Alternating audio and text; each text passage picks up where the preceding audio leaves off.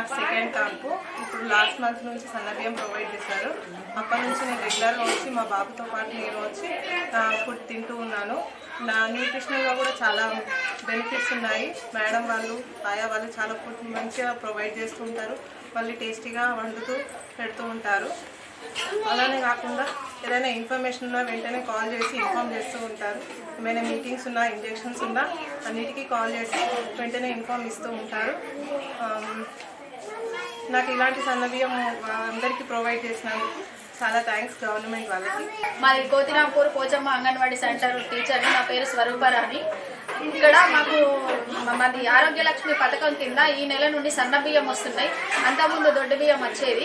ఎందుకంటే కొంతమందికి డైజెషన్ అయితే లేదు అన్న ప్రాబ్లం అన్నారు కాబట్టి గవర్నమెంట్ సన్న బియ్యం పంపిస్తున్నది.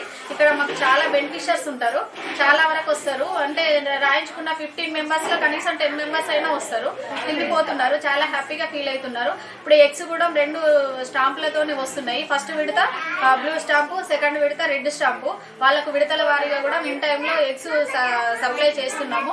ఈ పథకాలన్నీ గవర్నమెంట్ పెట్టినందుకు గర్భిణీలు కానీ బాలింతలు కానీ కరెక్ట్ యూజ్ చేసుకోవాలని కోరుకుంటూ థ్యాంక్స్.